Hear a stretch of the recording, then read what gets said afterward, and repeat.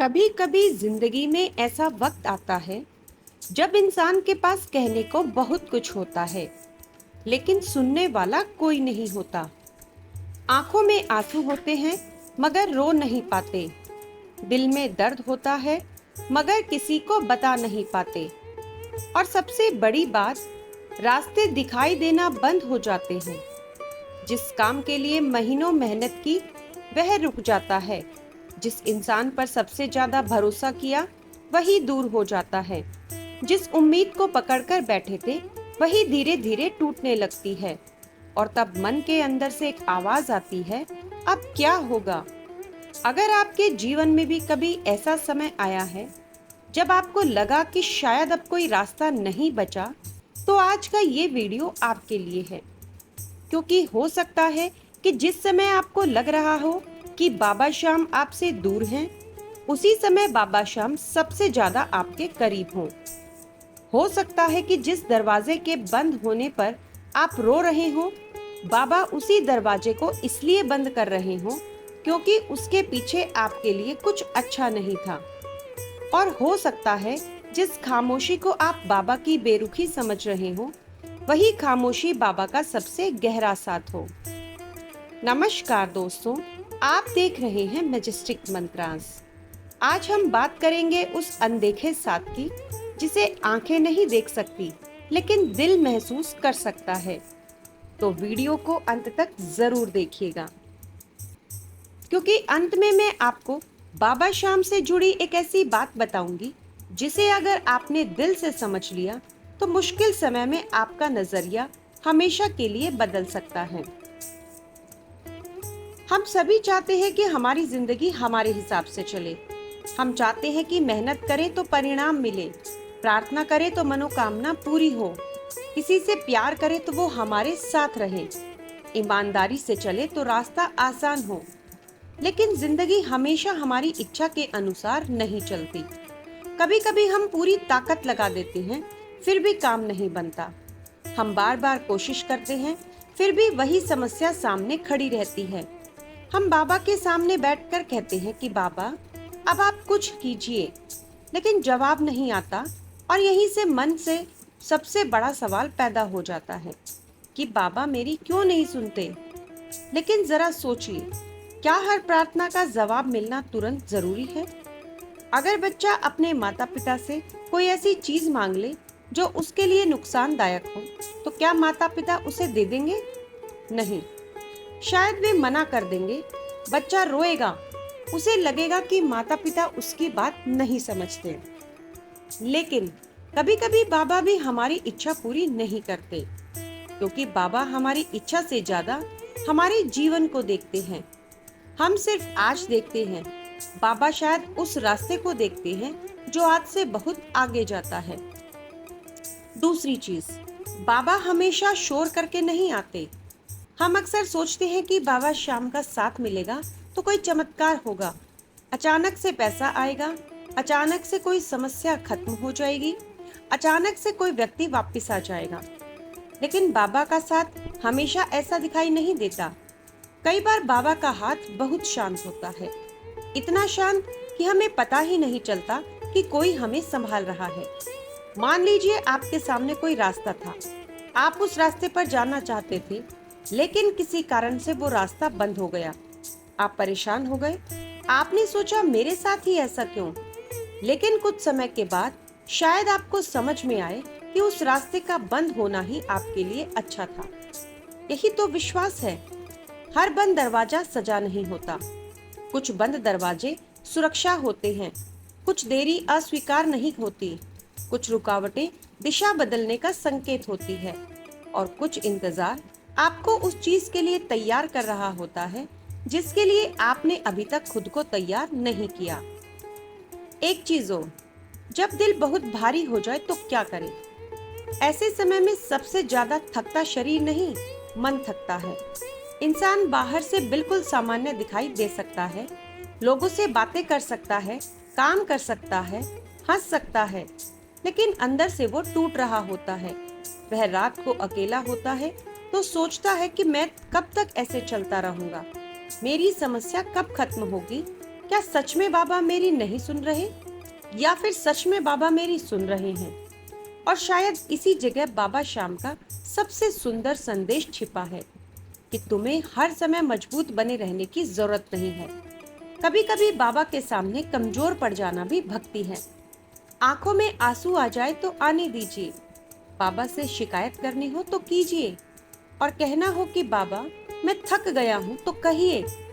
भक्ति का मतलब ये नहीं कि आपके जीवन में कभी दर्द नहीं आएगा। भक्ति का मतलब है दर्द के बीच भी ये विश्वास बना रहे कि मैं अकेला नहीं हूँ। हम बाबा के पास जाते हैं और कहते हैं कि बाबा मेरा ये काम कर दो, ये स्वाभाविक है। लेकिन कभी एक बार बाबा के सामने बिना कुछ मांगे भी बैठे हो? सिर्फ इतना कहो कि बाबा मुझे नहीं पता मेरे लिए क्या सही है, आप जानते हो, इसलिए मेरा हाथ मत छोड़ना। बस ये छोटी सी प्रार्थना भी मन को हल्का कर देती है, क्योंकि उस पल हम अपनी सारी चिंता अपने कंधों पर रखने की बजाय बाबा के चरणों में रख देते हैं। और शायद यही सच्चे समर्पण की शुरुआत है। एक और बहुत गहरी बात, हम चाहते हैं कि बाबा हमें पूरा रास्ता दिखा दें, लेकिन कई बार बाबा सिर्फ अगला कदम दिखाते हैं और हमें लगता है कि इतना क्यों? क्योंकि जीवन की पूरी यात्रा एक साथ दिखाई दे जाए तो शायद हम डर जाएंगे। इसलिए बस अगला कदम। आज क्या करना है, बस इतना सोचिए। कल की चिंता मत कीजिए। आज बाबा का नाम लीजिए। आज जो आपके हाथ में है वह कीजिए, और जो आपके हाथ में नहीं है उसे बाबा को सौंप दीजिए।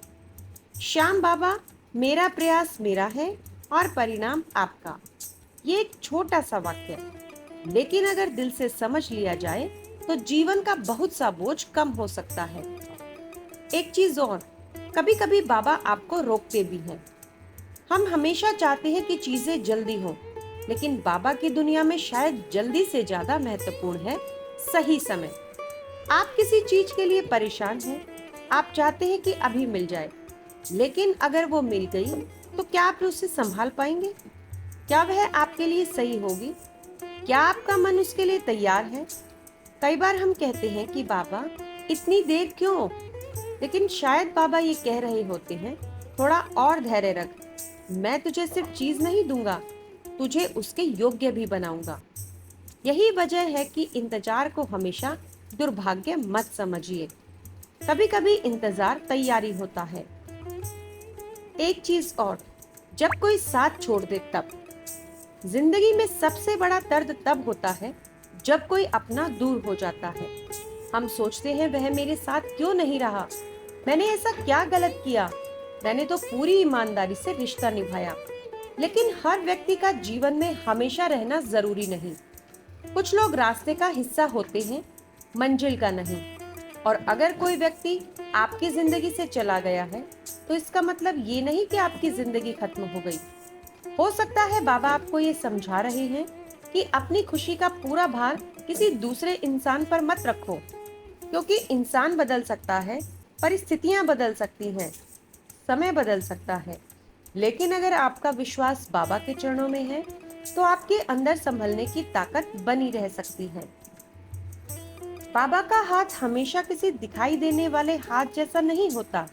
कभी वह एक विचार बनकर आता है, एक बार और कोशिश कर। कभी किसी छोटे से साहस के रूप में आता है, कभी अचानक मन शांत हो जाता है, और कभी कोई ऐसा रास्ता दिखाई देता है जिसके बारे में आपने सोचा भी नहीं था। और कभी कोई व्यक्ति सही समय पर सही बात बोल देता है। कभी किसी गलती से बच जाते हैं और कभी किसी निर्णय को लेने से आपका मन अचानक रुक जाता है। हम हर चीज को चमत्कार नहीं कह सकते, लेकिन भक्ति हमें ये जरूर सिखाती है कि जीवन की हर परिस्थिति में ईश्वर की ओर देखना सीखें, क्योंकि जब मन टूटता है तो सबसे पहले दृष्टि टूटती है। हमें कुछ अच्छा दिखाई नहीं देता, और बाबा का नाम वही दृष्टि वापस लाना सकता है। तो दोस्तों, अगर आज आपके जीवन में कुछ भी सही नहीं चल रहा तो आज एक काम कीजिए। अपने आप से ये मत पूछिए कि मेरे साथ ऐसा क्यों हो रहा है। कुछ देर के लिए पूछिए कि इस परिस्थिति में मुझे क्या सीखना है। फर्क देखिए। पहला सवाल आपको शिकायत की तरफ ले जाता है और दूसरा सवाल आपको शक्ति की तरफ। हो सकता है जवाब तुरंत ना मिले, लेकिन सवाल बदलते ही मन बदलना शुरू हो जाता है। और जब मन बदलता है तो वही परिस्थिति भी थोड़ी अलग दिखाई देने लगती है। बाबा से नाराज होना भी गलत नहीं। एक और बात, अगर कभी आप बाबा से नाराज हो जाएं तो खुद को दोष मत दीजिए। कभी बाबा से कहिए कि बाबा, मैं आपसे नाराज हूँ, मैंने आपको अपना माना है और फिर भी मेरी जिंदगी में ये क्यों हुआ। कहिए, दिल की बात छिपाने की जरूरत नहीं, क्योंकि रिश्ता वही गहरा होता है जहाँ औपचारिकता खत्म होती है। बाबा से अपने मन की बात कीजिए, फिर कुछ देर शांत बैठिए। शायद कोई आवाज़ बाहर से ना आए, लेकिन आपके भीतर धीरे धीरे एक बात उठ सकती है, रुक जा, अभी कहानी खत्म नहीं हुई।